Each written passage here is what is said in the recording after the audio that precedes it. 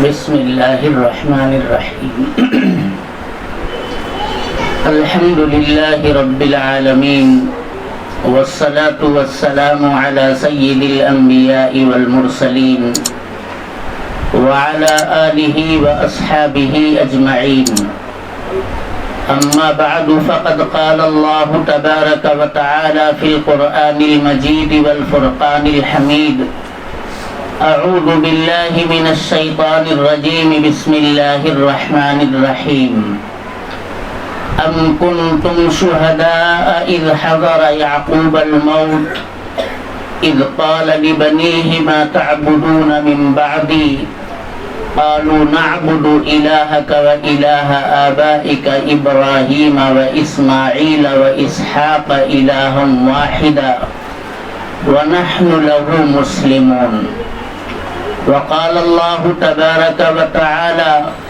يا أيها الذين آمنوا قوا أنفسكم وأهليكم نارا وقودها الناس والحجارة عليها ملائكة غلاظ شداد لا يعصون الله ما أمرهم ويفعلون ما يؤمرون صدق الله مولانا العظيم وقال النبي صلى الله عليه وسلم من حسن اسلام المرء ترکه ما لا یعنیہ او کما قال علیہ الصلاة والسلام۔ صدر محترم، معزز علماء کرام، قابل قدر حاضرین مجلس، پردہ میں تشریف فرما خواتین اسلام، عزیز طلباء، طالبات، یہ موقع یقیناً ہم سب کے لیے بڑا غنیمت ہے کہ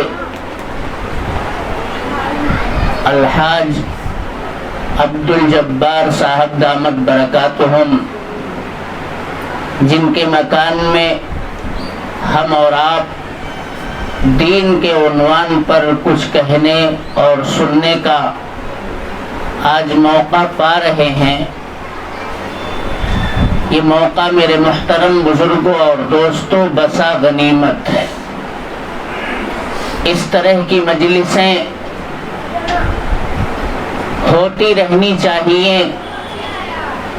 اللہ تبارک و تعالی کا ارشاد ہے وَذَكِّرْ فَإِنَّ الذِّكْرَى تَنفَعُ الْمُؤْمِنِينَ،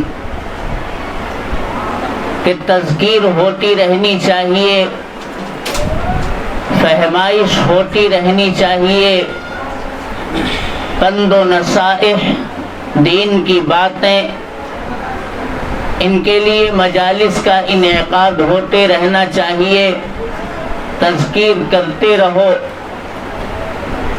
اللہ تبارک و تعالی اس کی بنیاد پر تمہیں بہت بڑا نفع دے گا۔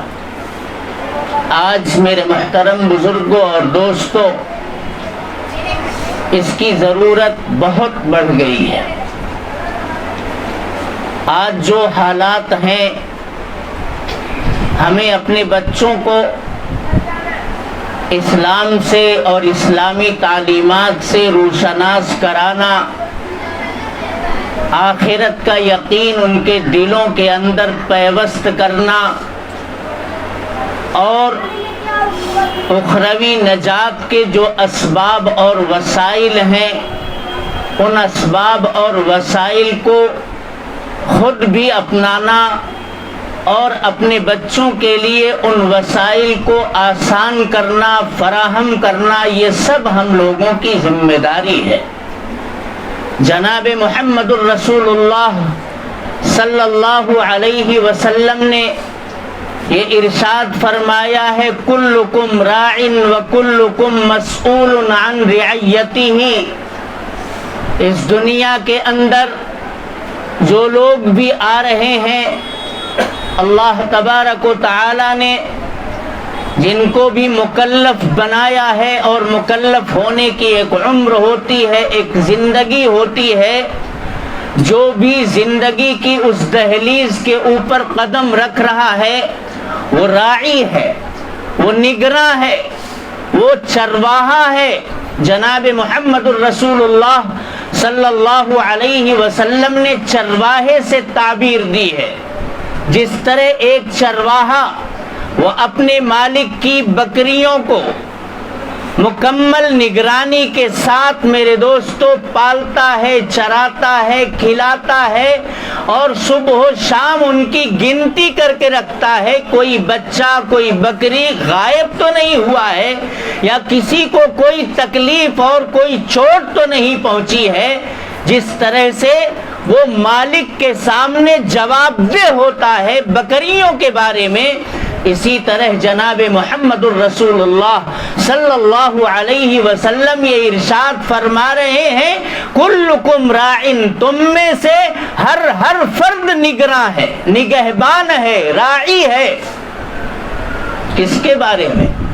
اپنے ماتحتوں کے بارے میں، اپنی اولاد کے بارے میں، جو ان کے زیر تربیت ہیں ان کے بارے میں. کل قیامت کے دن اللہ تبارک و تعالی بازپرس کریں گے، ہم سے پوچھیں گے. میرے دوستو یہ اولاد کی نعمت بہت بڑی نعمت ہے. اس نعمت کو ہر شخص حاصل کرنا چاہتا ہے. انبیاء کرام نے آرزویں اور تمنائیں کی ہیں حصول اولاد کے سلسلے میں. آپ حضرت زکریا علیہ السلام کا واقعہ قرآن کریم کے اندر پڑھتے ہیں. یہ میرے محترم بزرگوں اور دوستوں ہماری اور آپ کی کمزوری ہے کہ قرآن کریم کو اور اس کی آیات کو جس انداز میں پڑھنا چاہیے اور قرآن کریم کی تفاسیر اور تشریحات سے جس انداز میں ہم کو اور آپ کو واقف ہونا چاہیے، ہم نے میرے دوستوں کبھی اس کے اوپر محنت نہیں کی، جد و جہد نہیں کی، ورنہ سارے حالات ہمارے سامنے بالکل مستحضر ہوتے، منکشف ہوتے.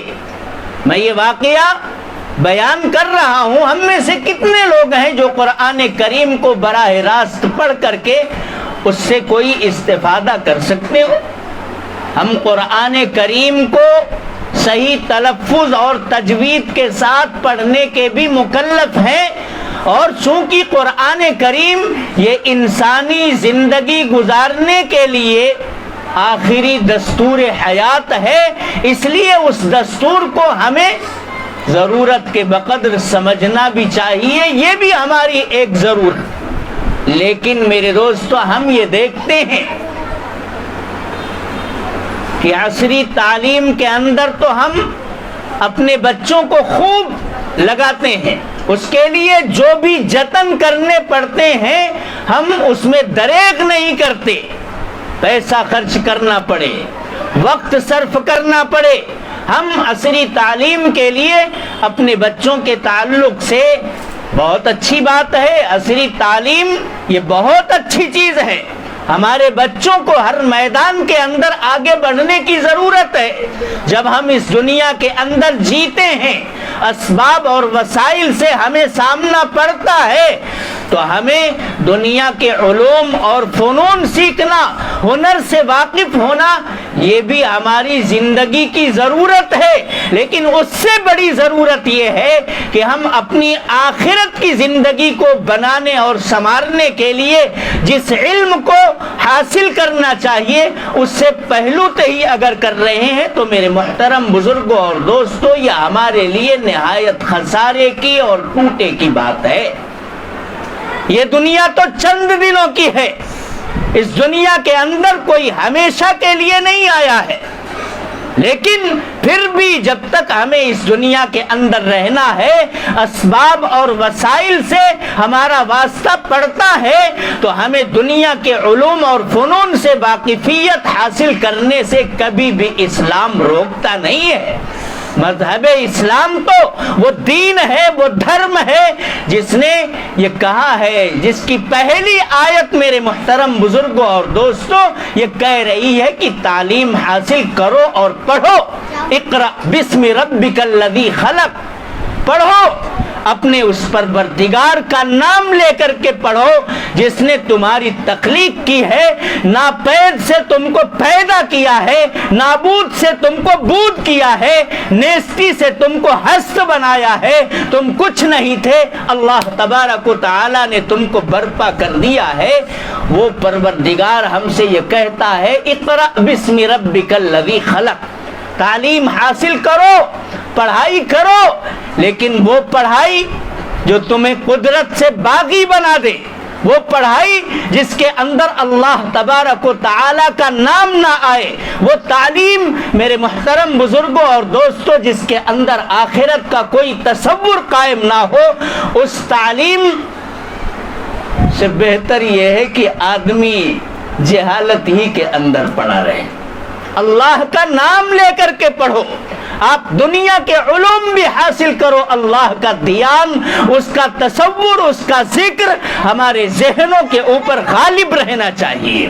اللہ کی طاقت سے بڑھ کر کے میرے دوستوں کوئی طاقت نہیں ہے، دنیا کی کوئی ٹیکنالوجی، دنیا کی کوئی بھی سائنس اللہ تبارک و تعالی کی قدرت کو نہیں پا سکتی ہے۔ ساری کائنات اس کی مٹھی میں ہے، اس کے قبضے قدرت میں ہے، جب چاہتا ہے ہنستے کھیلتے حالات کو میرے دوستوں ماتم میں وہ تبدیل کر دیتا ہے۔ کیا ہم اس طرح کے واقعات نہیں پڑھتے ہیں؟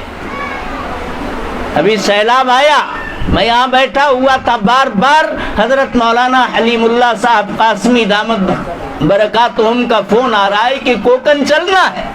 کوکن ایک سرسبز و شاداب، ہرا بھرا اور متمول علاقہ ہے، لیکن اللہ تبارک و تعالی کی طرف سے جو منظور ہوتا ہے، آیا سیلاب، گھروں کے اندر پانی لبالب بھر گیا، جو مالدار تھے، جو دھنوان تھے میرے محترم بزرگوں اور دوستوں، جو غریب تھے، سب کو اپنی لپیٹ کے اندر لے لیا کہ نہیں لے لیا؟ اللہ تبارک و تعالی کی قدرت اور طاقت کے سامنے کس کا بس چلتا ہے؟ بار بار ہم لوگوں کا کوکن جانا ہوا، حالات کا جائزہ لیا گیا، تو میرے محترم بزرگوں اور دوستوں یہی بات سامنے آتی ہے کہ قدرت کے سامنے سب کے سب بے بس ہیں۔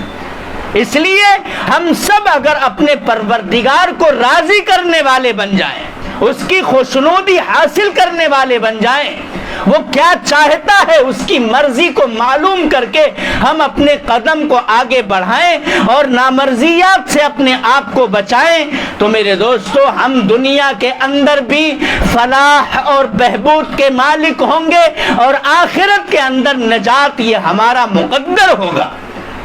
اسی عنوان پر میرے محترم بزرگوں اور دوستوں بات اور گفتگو کرنے کے لیے یہ مجلس بچوں کی اسلامی اور دینی تعلیم و تربیت کے عنوان پر قائم کی گئی ہے۔ یہ مجلسیں ایک بار نہیں، بار بار، بلکہ گھروں کے اندر ہماری خواتین یہ اس طرح کے واقعات پڑھیں، فضائل اعمال کی کتابوں کو پڑھیں، صحابیات کے واقعات اپنی بچیوں کو سنائیں، خود بھی عمل کریں اور اپنی بچیوں کو بھی عمل کرانے کی کوشش کریں۔ آج جو صورتحال ہمارے ملک کے اندر بلکہ پوری دنیا کے اندر پیدا ہو گئی ہے، ایک قسم کی انارکی پھیلی ہوئی ہے۔ مسلمان بچیوں کے اندر ذہنی طور پر ارتداد پنپ رہا ہے، وہ غیروں کے ساتھ میرے محترم بزرگوں اور دوستوں اپنا گھر بسا رہی ہیں، یہاں تک ہمارا اسلامی معاشرہ پہنچ گیا۔ ہم نے اپنے بچوں کے دلوں کے اندر اللہ تبارک و تعالی کی وحدانیت، اس کی پکڑ اور اس کے مواخذے کا یقین بھی اپنے بچوں کے دلوں کے اندر پیوست نہیں کیا۔ جناب محمد الرسول اللہ صلی اللہ علیہ وسلم کی پاکیزہ سیرت اور آپ صلی اللہ علیہ وسلم کی شگفتہ سنتوں سے اپنے بچوں کو آراستہ اور پیراستہ نہیں کیا۔ کون سا مذہب ہے، کون سا دھرم ہے جو جناب محمد الرسول اللہ صلی اللہ علیہ وسلم کی کہ میرے محترم بزرگوں اور دوستوں، تعلیمات سے زیادہ شائستہ، صاف ستھرا، پاکیزہ مذہب ہو سکتا ہے؟ موازنہ کیجئے، آپ پڑھ لیجئے، سب لوگوں نے پڑھ لیا، جنہوں نے اسٹڈی کی وہ اس نتیجے پر پہنچے کہ اسلام یہ سب سے زیادہ پسندیدہ، شگفتہ، پاکیزہ اور انسانیت سازی کا سب سے بہترین مذہب ہے۔ وہ حلقہ بگوش اسلام ہوئے۔ مذہب اسلام میرے محترم بزرگوں اور دوستوں، جس نے بھی اس کو پڑھا ہے، جس نے بھی اس کی اسٹڈی کی ہے، جس نے بھی قریب جا کر کے مذہب اسلام کو دیکھا ہے، تو اس کے اندر اسے خوبیاں ہی خوبیاں نظر آئیں۔ اس لیے مذہب اسلام چار دانگے عالم کے اندر آج بھی پھیل رہا ہے۔ کوئی مذہب اگر ترقی پذیر ہے تو وہ مذہب اسلام ہے۔ ہر زمانے کے اندر یہ اسی طرح سے پھیلتا رہے گا۔ یہ اپنی روشن تعلیمات کی وجہ سے پھیلے گا، اپنے پاکیزہ اطوار و اخلاق کی وجہ سے پھیلے گا۔ ہم بھی انہی اخلاق سے، انہی امور سے اپنے ان بچوں کو واقف کرانے کے لیے راعی ہیں، نگراں ہیں، ذمہ دار ہیں۔ ایک ایک بچے کے اوپر ہماری نظر رہنی چاہیے کہ ہمارے بچے کے اندر وحدانیت اس کے دل کے اندر کوٹ کوٹ کر کے بھری کہ نہیں بھری۔ جناب محمد الرسول اللہ صلی اللہ علیہ وسلم کی سیرت اور سنت پر اس کا یقین بیٹھ رہا ہے کہ نہیں بیٹھ رہا ہے؟ ہماری بچیوں کے اندر پردہ داری ہے کہ نہیں ہے؟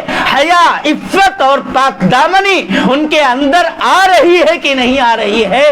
ان ساری باتوں کے اوپر میرے محترم بزرگوں اور دوستوں، مردوں کو بھی نظر رکھنا ہے۔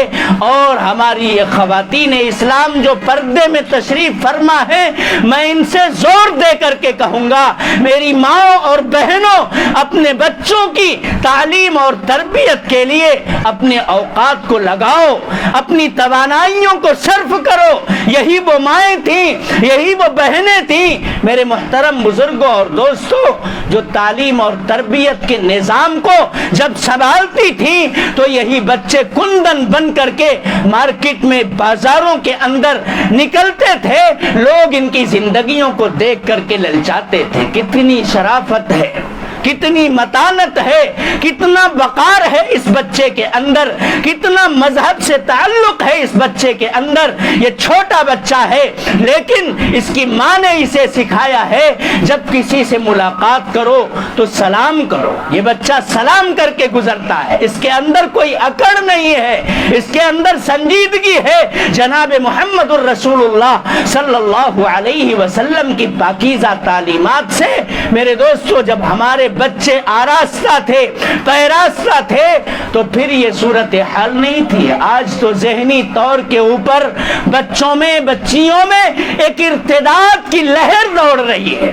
مذہب سے آشنائی نہیں ہے، مذہب کے بارے میں کچھ ان کو جانکاری نہیں ہے، تو ہواؤں کے جھونکوں کے ساتھ وہ آج بہ کر کے کہاں جا رہے ہیں اور کہاں اپنی زندگی کو تباہ اور برباد کر رہے ہیں۔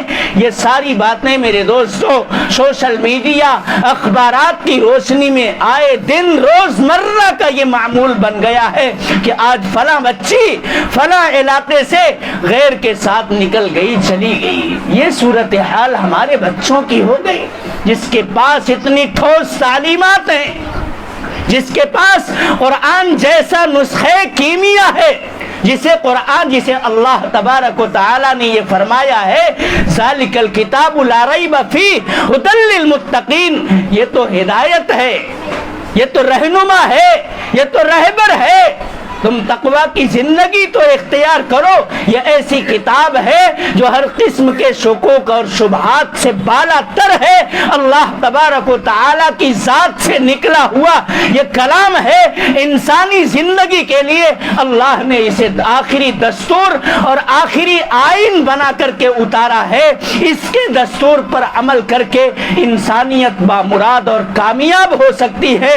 اسی لیے تو جناب محمد الرسول اللہ صلی اللہ علیہ وسلم نے قرآن کی تعلیم کے لیے، اس کو سمجھنے سمجھانے کے لیے ترغیباتی باتیں کی ہیں۔ خیرکم من تعلم القرآن وعلمہ۔ آپ ان کو معمولی مت سمجھیے، جو آپ کے بچوں کی بنیادوں کو بنا رہے ہیں، یہ پیلر ہیں، جب یہ مضبوط کھڑے ہوں گے تو میرے محترم بزرگوں اور دوستوں، آپ ان کی زندگیوں کے اندر دیکھیں گے جو بھی امور ان سے نکلیں گے وہ خیر کے ہوں گے، ہر قسم کے شر سے، فتنے سے یہ پاک اور صاف رہیں گے۔ جناب محمد الرسول اللہ صلی اللہ علیہ وسلم نے ارشاد فرمایا ہے، تم میں بہترین وہ لوگ ہیں جو قرآن کریم کے ساتھ شغف رکھتے ہیں، سیکھتے ہیں یا سکھاتے ہیں، دونوں کے بارے میں جناب محمد الرسول اللہ صلی اللہ علیہ وسلم نے یہی ارشاد فرمایا۔ اور کیوں نہ ہو، جبکہ یہ آخری دستور حیات ہے، اسی کی بنیاد پر انسانی زندگی کو بنایا اور سنوارا جا سکتا ہے، اس کائنات کو سجایا جا سکتا ہے، تو قرآن کریم کے دستور اور آئین پر لا کر کے سمجھایا جا سکتا ہے۔ تو جو لوگ اس آئین کی نشر و اشاعت میں لگے ہیں، اس کی ترویج میں لگے ہیں، وہ چاہے ناظرہ پڑھا رہے ہوں، چاہے وہ حفظ قرآن کی تعلیم کرا رہے ہوں، چاہے وہ قرآن کی تفسیر سے اور اس کی تشریحات سے جڑے ہوئے ہوں، حفاظ ہوں، علماء ہوں، طلباء ہوں، یہ سب کے سب میرے محترم بزرگوں اور دوستوں، جناب محمد الرسول اللہ صلی اللہ علیہ وسلم کے اس ارشاد کے مطابق سب سے بہترین کام کرنے والوں میں ان کا شمار کیا جائے گا۔ اگر ہمیں اپنی زندگی کو بنانا ہے اور اپنے بچوں کی دینی تعلیم اور تربیت سے اگر ہمیں کچھ واسطہ ہے تو ہم قرآن کریم کو میرے دوستوں اپنے سینوں میں بھی بسائیں، اور اس کی تعلیم اور تربیت کو عام کرنے کے لیے جو کچھ بھی ہم سے ممکن ہو سکتا ہے ہم سرمایہ فخر سمجھ کر کے اسے انجام دینے کی کوشش کریں۔ عصری تعلیم کے لیے ہم کس قدر حساس ہیں، کس قدر پابند عہد ہوتے ہیں۔ ہم نے یہ دیکھا ہے کہ جو نوجوان چھٹیوں کے دنوں میں کبھی بستر چھوڑنے کے لیے تیار نہیں ہوتا، وہ بھی عصری تعلیم گاہ میں اپنے بچوں کو پہنچانے کے لیے اگر وقت دے دیا گیا کہ 6 بجے آپ کا بچہ یہاں پہنچ جانا چاہیے تو آنکھ ملتے ہوئے وہ وہاں پر پہنچ جاتا ہے۔ لیکن جب مکتب میں پہنچانے کی باری ہوتی ہے تو میرے محترم بزرگوں اور دوستوں، ہم اپنے نرم گرم بستر کے اوپر پڑے رہیں گے۔ بچہ خود سے تیار ہو کر کے جاتا ہے تو جائے، نہیں جاتا ہے تو ہمیں اس کی کوئی فکر نہیں ہے۔ وہاں پر ہمیں لمبی لمبی فیس دینی پڑتی ہے، ہم یہاں وہاں سے انتظام کر کے جتن کر کے اس کو بھرنے کی کوشش کرتے ہیں۔ لیکن اگر مکتب کے اندر 100-200 روپیہ، یہ کون لوگ ہیں جو آپ کی اور آپ کے بچے کی آخرت کی زندگی کو مد نظر رکھ کر کے قرآن کی اور دین کی تعلیم اور تربیت سے انہیں بنا رہے ہیں، سنوار رہے ہیں۔ ان کے بنانے کے بعد بچوں میں سنجیدگی آئے گی، بچوں میں وقار آئے گا، بچوں میں متانت آئے گی، بچوں کی زندگیاں جاذب نظر بنیں گی، پرکشش بنیں گے۔ لوگ ان کی زندگیوں کو دیکھ کر کے ماں باپ کی تعریف کرنے پر مجبور ہوں گے۔ ایسا میرے محترم بزرگوں اور دوستوں کرنے والے علماء کے ساتھ، حفاظ کے ساتھ، ہمارے طلباء کے ساتھ آج کیا برتاؤ روا رکھا جاتا ہے وہ ہم سے اور آپ سے مخفی نہیں ہے۔ میں یہ نہیں کہتا کہ عصری تعلیم کے اندر آپ کو حساسیت کا مظاہرہ نہیں کرنا چاہیے، یقیناً میرے دوستو حساسیت کا مظاہرہ تو ہمیں ہر میدان کے اندر کرنا چاہیے، لیکن دین کی تعلیم اور تربیت کے سلسلے میں بھی ہمیں اپنے بچوں کے بارے میں حساسیت کا مظاہرہ کرنا چاہیے، مردوں کو بھی کرنا چاہیے، عورتوں کو بھی کرنا چاہیے۔ اگر مل جل کر کے ہم اپنے بچوں کی صحیح تعلیم اور تربیت کے بارے میں پابند عہد بن جائیں تو میرے محترم بزرگوں اور دوستوں قرون اولیٰ کی یاد آج بھی تازہ کر سکتے ہیں۔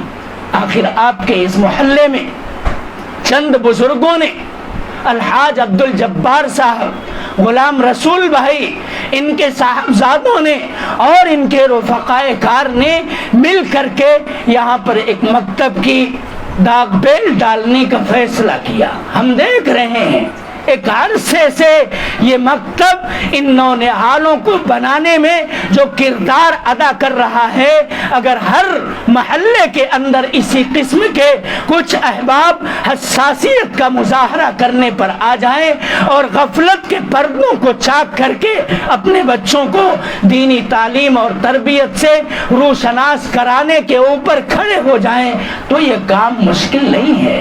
آپ دیکھ رہے ہیں کہ یہ شانتی نگر، جہاں چلاہٹ ہی چلاہٹ ہے، نام اس کا شانتی نگر ہے، ایک کثیر مسلم آبادی کا یہ علاقہ ہے۔ ہمیں جگہ جگہ پر یہ چاہیے کہ اس طرح کے مکاتب قائم کریں۔ اتنے بچے ہیں لیکن وہ بچے گھوم رہے ہیں، پھر رہے ہیں، ان کی دینی تعلیم اور تربیت ہو رہی ہے کہ نہیں ہو رہی ہے، ہمیں اس سے کوئی سروکار نہیں رہتا ہے۔ تو میرے دوستو، پھر ہمارا یہ معاشرہ، ہماری سوسائٹی اور ہمارا سماج کس طرح سے اچھا ہو سکتا ہے؟ حضور پاک صلی اللہ علیہ وسلم نے ارشاد فرمایا ہے، من حسن اسلام المرء ترکہ ما لا یعنی۔ بچوں کی زندگی کو لایعنیوں سے پاک کرنا ہے، اور اسلام کے اندر یہ خوبی ہے کہ وہ جس کے اندر داخل ہو جاتا ہے، آ جاتا ہے، اس کی حقانیت جس کے دل کے اندر پیوست ہو جاتی ہے، وہ بچہ لایعنی سے بالکل دور ہو جاتا ہے۔ آج ہمارے بچوں کے اندر نشہ خوری کی لت ہے، سنیما بینی کی عادت ہے، جوا کھیلنے کی عادت ہے، طرح طرح کی لغویات اور فضولیات کے اندر اپنے اوقات کو تباہ اور برباد کرنے کی یہ لت ہے۔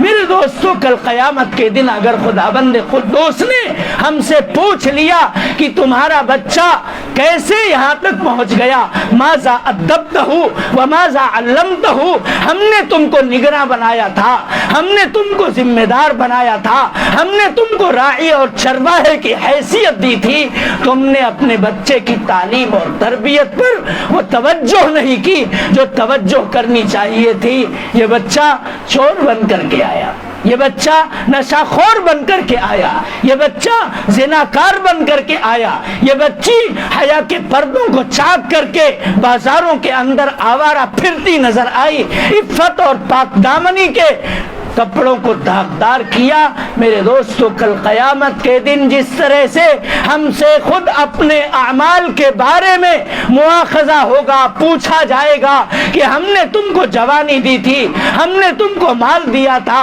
ہم نے تم کو علم دیا تھا، ہم نے تم کو یہ دیا تھا، یہ دیا تھا، ان امانتوں کا تم نے جائز استعمال کیوں نہیں کیا؟ جس طرح ہمیں ہماری زندگی کے بارے میں جواب دہ ہونا ہے، ایسے اپنے نونہالوں کے بارے میں بھی کل قیامت کے دن ہم کو جواب دینا ہے۔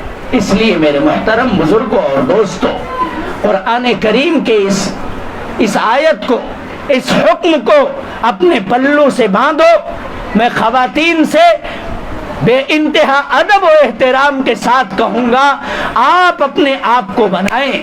یہ مثل مشہور ہے کہ مرد بنتا ہے تو فرد بنتا ہے، اور ایک عورت جب بنتی ہے تو پورا ایک خاندان سمر جاتا ہے اور بن جاتا ہے۔ ہر کامیاب مرد کے پیچھے کسی نہ کسی نیک خاتون کا ہاتھ ہوتا ہے۔ جن لوگوں نے بھی میرے محترم بزرگوں اور دوستوں آگے بڑھ کر کے پرچم اسلام کو لہرایا ہے، آپ دیکھیں گے ان کی پشت پناہی کرنے والی کوئی عورت ہی ہوگی۔ جناب محمد الرسول اللہ صلی اللہ علیہ وسلم جب غار حرا سے یہ آیتیں لے کر کے آئے ہیں تو آپ نے حضرت خدیجۃ الکبریٰ، اپنی زوجہ محترمہ ام المؤمنین والمؤمنات حضرت خدیجۃ الکبریٰ رضی اللہ تعالی عنہ سے یہ کہا کہ مجھے ڈر لگ رہا ہے، مجھے چادر اڑا لو، زملونی زملونی لقد خشیت علی نفسی، آج مجھے اپنی جان کے بارے میں خطرہ محسوس ہو رہا ہے۔ حضرت جبریل کی آمد ہوئی تھی غار حرا میں، آپ کو اپنے سینے سے لگا کر کے انہوں نے بھینچا تھا بار بار، آپ صلی اللہ علیہ وسلم کے اوپر ایک دہشت تھی. اور اس کے بعد یہ آیتیں اقرأ بسم ربک الذی خلق خلق الانسان من علق اقرأ وربک الاکرم الذی علم بالقلم علم الانسان ما لم یعلم، یہ آیتیں غار حرا کے اندر پہلی بار اتری تھی میرے دوستو. آپ اس دہشت کے ماحول میں گھر تشریف لائے تو آپ نے کہا مجھے چادر اڑا دو، مجھے اپنی جان کے اوپر خطرہ محسوس ہو رہا ہے. تو حضرت خدیجۃ الکبریٰ ہی تھی، ایک خاتون ہی تھی جنہوں نے آپ کے لیے تسلی کے وہ کلمات کہے تھے جن کلمات نے جناب محمد الرسول اللہ صلی اللہ علیہ وسلم کی ڈھارس بندھائی تھی اور آپ کو پر حوصلہ اور پر عزم بنانے میں ایک کردار ادا کیا تھا. کیا کہا تھا؟ واللہ لا یخزیک اللہ ابدا. آپ کیوں خوف محسوس کر رہے ہیں؟ اللہ تبارک و تعالی آپ کو رسوا نہیں ہونے دے گا. انک لتصل الرحم وتحمل الکل وتکسب المعدوم وتعین علی نوائب الحق. آپ کے اوپر کوئی خطرہ آ جائے یہ ہو ہی نہیں سکتا. آپ تو کیا کرتے ہیں؟ بے سہاروں کا سہارا بنتے ہیں، ناداروں اور مجبوروں بے کسوں کی آپ دستگیری کرتے ہیں. آپ مشکلات میں پھنسے ہوئے لوگوں کو نجات دلانے کا کام کرتے ہیں. آپ جب اتنے اچھے کام کرتے ہیں تو اللہ تبارک و تعالی آپ کو ضائع نہیں ہونے دے گا. سیدنا عبد القادر جیلانی رحمت اللہ علیہ کو اس منصب اور مقام پر پہنچانے والی ایک خاتون ہی تھی، خواجہ معین الدین چشتی. ان کی والدہ نے ان کی کیسی تعلیم اور تربیت کی تھی آپ اسے پڑھیے. یہ ائمہ مجتہدین جن کا نام لے کر کے ہم فخر محسوس کرتے ہیں، حضرت امام ابو حنیفہ، امام مالک، امام احمد ابن حنبل، امام شافعی، ان حضرات کے واقعات پڑھیے. آپ دیکھیں گے ان کی ماؤں نے ان کی کیسی تعلیم اور تربیت کی تھی. اصح الکتب بعد کتاب اللہ البخاری، بخاری کے لکھنے والے میرے محترم بزرگوں اور دوستوں، امام بخاری کی تعلیم اور تربیت ان کی ماں نے کس انداز میں کی تھی آپ اس واقعے کو پڑھیے. اس وقت ان تفصیلات کا موقع نہیں ہے.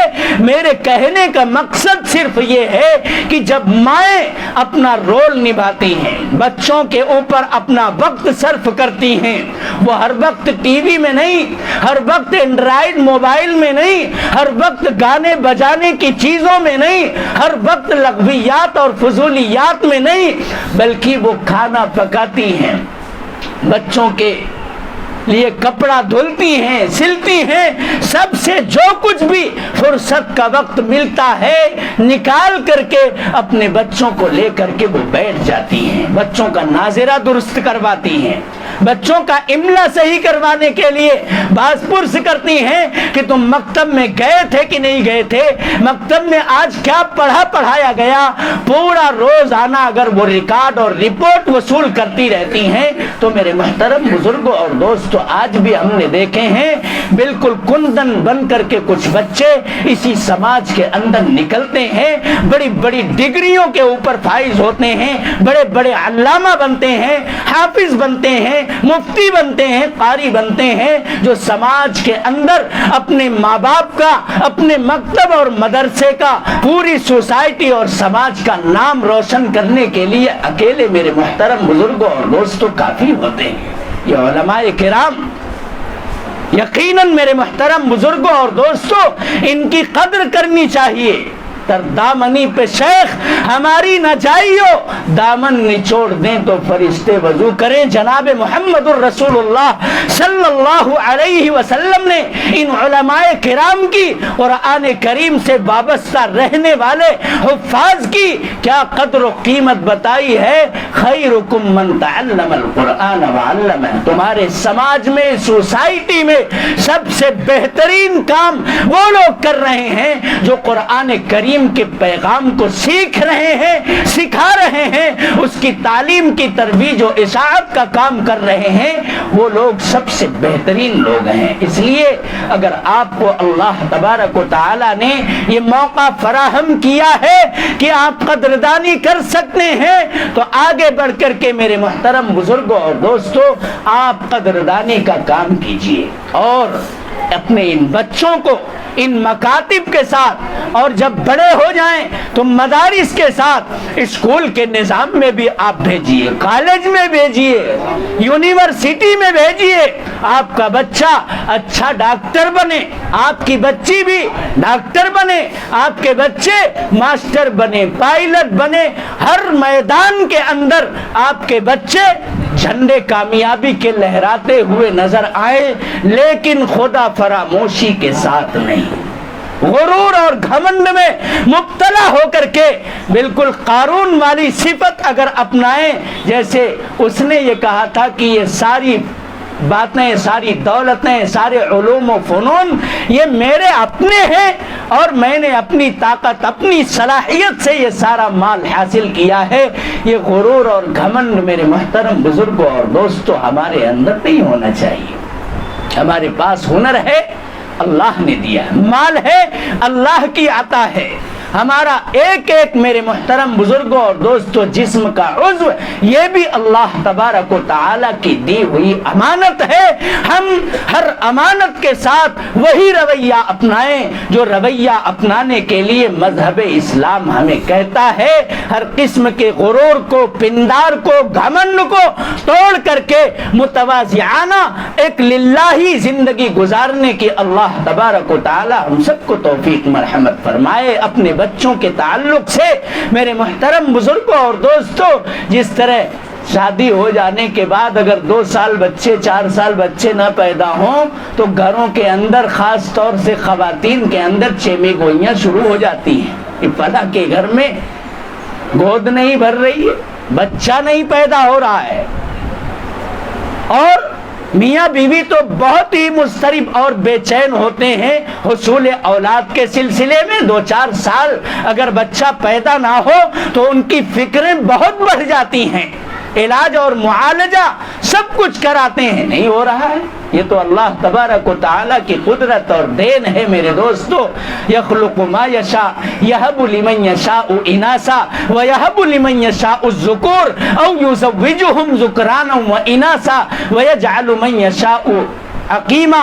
اللہ جسے جو چاہتا ہے دیتا ہے، کسی کو صرف لڑکا ہی لڑکا دے رہا ہے، کسی کو صرف لڑکی ہی لڑکی دے رہا ہے، کسی کو مشترکہ طور پر لڑکا لڑکی دونوں دے رہا ہے، اور کسی کو لاکھ جتن کے باوجود باج رکھنے کا اگر اس کا فیصلہ ہے تو دنیا کی کوئی بھی طاقت اسے صاحب اولاد نہیں بنا سکتی ہے۔ یہ تو اللہ کی قدرت ہے۔ اس لیے ہمیں آپس میں ایک دوسرے کو نشانہ بالکل نہیں بنانا چاہیے۔ ہنسی مذاق میں ہم انگشت نمائی کر دیتے ہیں اور تانا دیتے ہیں کہ فلاں عورت باج ہے، فلاں مرد ایسا ہے، یہ ہمیں کہنے کی قطعاً اجازت نہیں ہے۔ یہ تو اللہ تبارک و تعالی کی تخلیق ہے، اس کی قدرت ہے، وہ جسے چاہتا ہے صاحب اولاد بناتا ہے، جسے چاہتا ہے بانج رکھتا ہے۔ لیکن ہر میاں بیوی یہ چاہتے ہیں کہ ہمارے یہاں گود بھر جائے، اولاد آ جائے۔ تو جیسے ہمیں اولاد کی چاہت ہے، اسی طرح سے میرے دوستو اولاد کے تعلق سے جو تعلیم اور تربیت کا فریضہ ہمارے اوپر عائد کیا گیا ہے، اس سلسلے میں بھی ہمیں مکمل طور پر پابند رہنا چاہیے۔ حضرت یعقوب علی نبینا علیہ السلام کے تعلق سے میں نے ایک آیت پڑھی ہے، اسی آیت کا ترجمہ کروں گا۔ ام کنتم شہداء اذ حضر یعقوب الموت۔ اللہ تبارک و تعالی میرے دوستو سوالیہ انداز میں یہ کہہ رہے ہیں، کیا تم اس وقت موجود تھے، حاضر تھے جس وقت سیدنا یعقوب علی نبینا علیہ السلام کی موت کا وقت بالکل قریب آ گیا تھا؟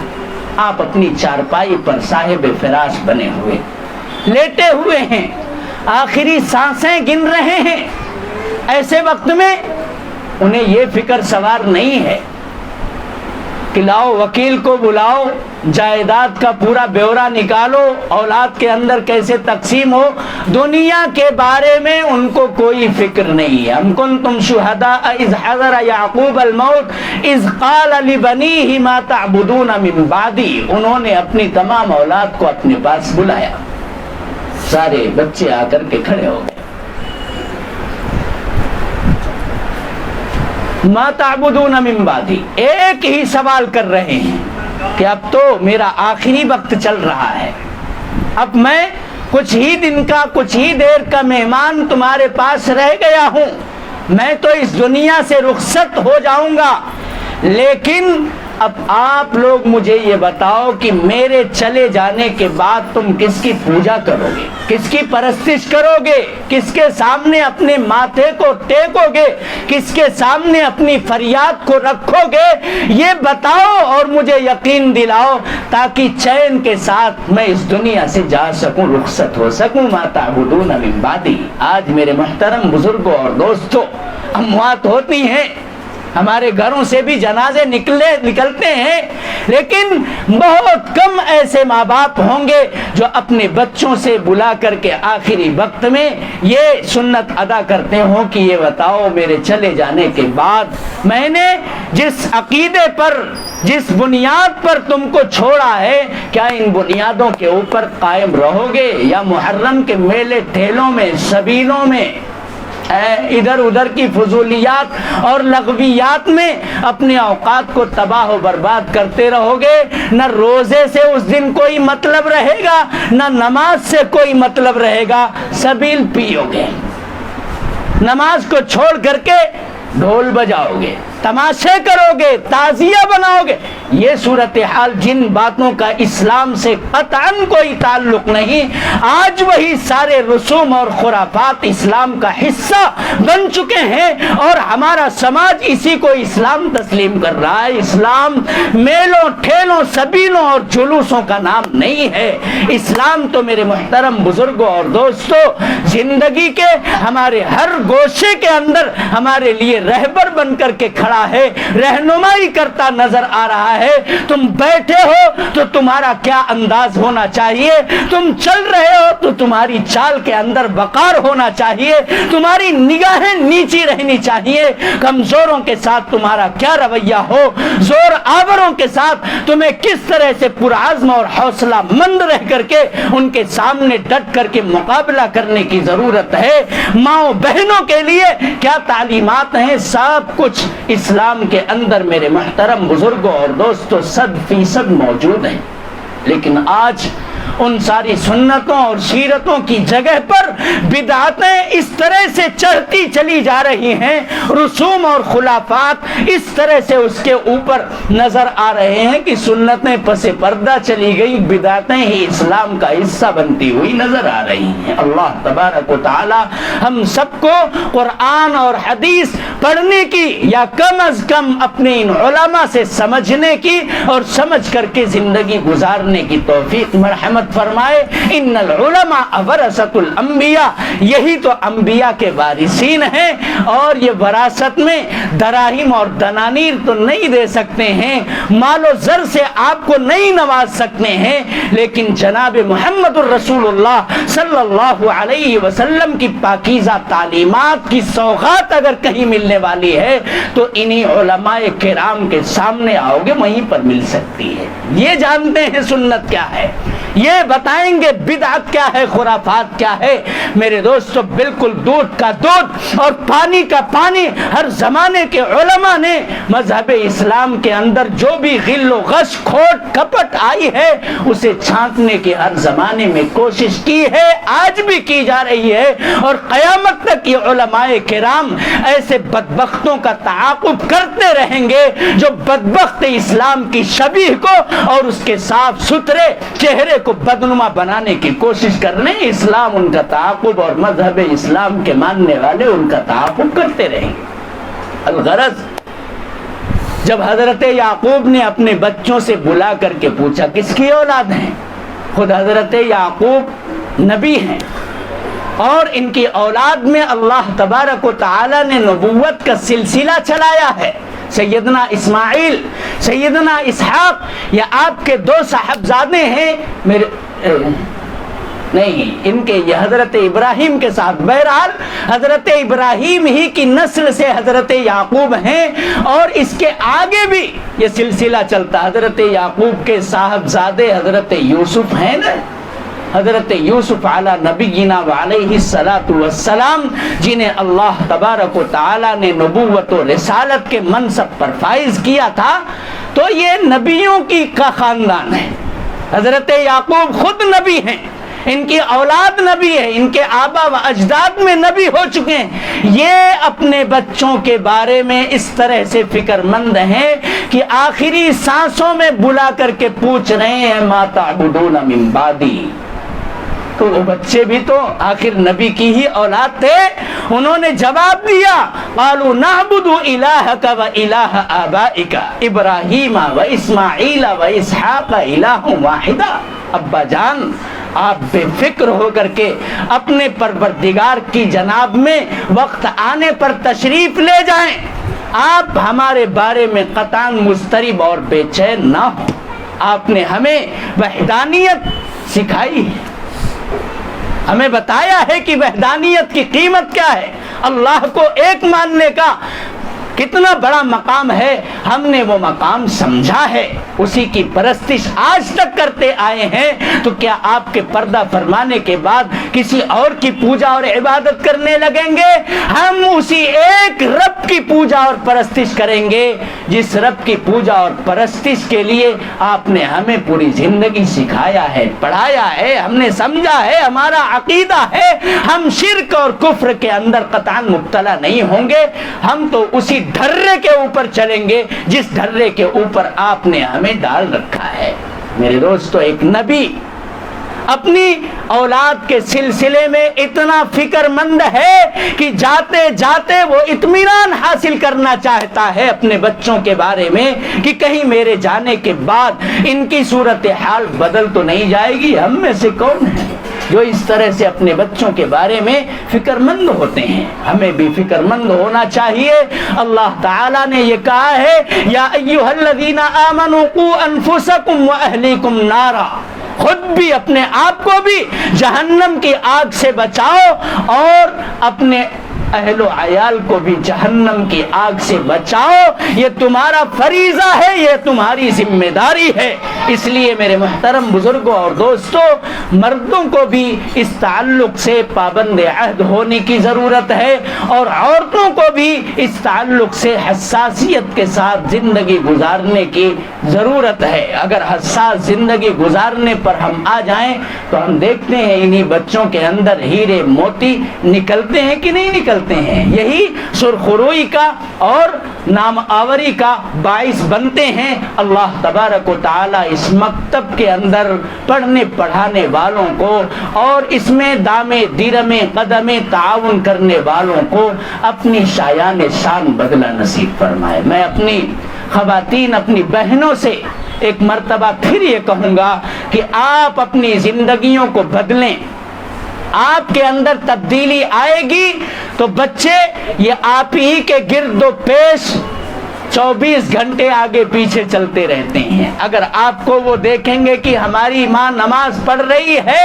تو بچہ بھی رکوع اور سجدہ آج ہی سے کرنا شروع کر دے گا۔ آپ تلاوت کر رہی ہیں، دینی تعلیم کی کوئی کتاب پڑھ رہی ہے، بچے بھی اپنی توتلی زبان کے اندر آپ کی زبان سے نکلے ہوئے کلمات کو دہرانے کی کوشش کرتے ہیں۔ لیکن جب ماحول اچھا نہیں ہوتا ہے، جناب محمد الرسول اللہ صلی اللہ علیہ وسلم نے ماحول متاثر کرتا ہے، اس کی بابت ایک حدیث ارشاد فرمائی ہے کل مولود یولد علی الفطرہ فابواہ یحودانہ او ینصرانہ او یمجسانہ، ہر بچہ فطرت اسلام کے اوپر دنیا میں آنکھیں کھولتا ہے، سب نے اللہ تبارک و تعالی سے عالم بالا کے اندر سب نے یہ کہا ہے. جب اللہ نے پوچھا تھا الست بربکم، ساری ذریت آدم کو سامنے رکھ کر کے اللہ نے پوچھا تھا کیا میں تمہارا رب نہیں ہوں، پروردگار نہیں ہوں؟ تو عالم بالا میں ہر ایک نے کہا تھا بلا، کیوں نہیں، آپ ہی ہمارے پروردگار ہیں. اور اسی کو لے کر کے ہر بچہ اس دنیا کے اندر آنکھیں کھولتا ہے. لیکن ماں باپ کا ماحول اگر اچھا نہیں ہوتا تو بچہ بھی بگڑ جاتا ہے. فَأَبَوَاهُ يُهَوِّدَانِهِ، ماں باپ یہودی ہیں بچے کو یہودی بنا دیتے ہیں، اسی ماحول سے وہ متاثر. ماں باپ عیسائی ہیں نصرانی ہیں تو بچہ عیسائی اور نصرانی میں. ماں باپ مجوسی ہیں، آتش پرست ہیں، بت پرست ہیں، جس ماحول کے ماں باپ ہوتے ہیں بچے بھی اسی ماحول کے اندر ڈھل جاتے ہیں. ماحول کا گندا یا اچھا اثر میرے دوستو بچوں کے اوپر پڑنا یقینی ہے. اگر ہمارے گھر کا ماحول دینی ہوگا تو ہمارے بچوں کا مزاج دینی بنے گا. اور اگر گھر کے ماحول میں بددینی، انیانی، اریانیت، فحاشی، یہ ساری باتیں ہوں گی تو وہی تو اس بچے کے کورے کاغذ کے اوپر نقش ہوں گی. پھر وہی بچہ جب بڑا ہو کر کے ہمارے ہی خلاف آوازیں کستا ہے، جملے کستا ہے، گالیاں دیتا ہے، یہاں تک کہ ماں باپ کو مارنے پیٹنے کے لیے کھڑا ہو جاتا ہے. جب اس طرح کی باتیں آتی ہیں وبال جان بن کر کے رہے تو ہم شکایتیں کرتے پھرتے ہیں. کاش کہ ہم نے بچپن سے اپنے بچے کی دینی تعلیم اور تربیت پر توجہ دی ہوتی، دھیان دیا ہوتا تو یہ بچہ ہمارے پیر میں کانٹا بھی چبھ جائے اس کو برداشت نہیں کر سکتا تھا. اچھے جائے کہ وہ ہمیں گالی دے، ہمیں برا بھلا کہے، ہمارے مارنے پیٹنے کے لیے کھڑا ہو جائے، ایسا ممکن ہی نہیں ہو سکتا. تو میرے دوستو انبیاء کرام نے اپنے بچوں کے بارے میں کتنی فکر مندی. ہم بھی میرے دوستو ایک پیغمبر کی امت ہیں، جناب محمد الرسول اللہ صلی اللہ علیہ وسلم نے جو ہمیں ذمہ داری سونپی ہے اس ذمہ داری کو نبھانے کی کوشش کریں. کلکم راع وکلکم مسئول عن رعیتہ، اور اس کا پہلا زینہ ماں باپ کی گود ہے، گھر کا ماحول ہے، اور دوسری سیڑھی یہ مکتب کی تعلیم اور تربیت ہے. اس کے بعد پھر مدارس ہیں، اس کے بعد اور آگے آپ ام المدارس دارالعلوم دیوبند ہے. آپ دنیا کی تعلیم سے بھی آراستہ کریں اور دینی تعلیم سے بھی اپنے بچوں کو آراستہ اور پیراستہ کریں. اللہ تبارک و تعالی ہم سب کو کہنے سننے سے زیادہ عمل کرنے کی توفیق مرحمت فرمائے. وآخر دعوانا ان الحمدللہ. اسی طرح کی اسلامک ویڈیو پانے کے لیے ہمارے چینل کو سبسکرائب کریں. جزاک اللہ خیرا.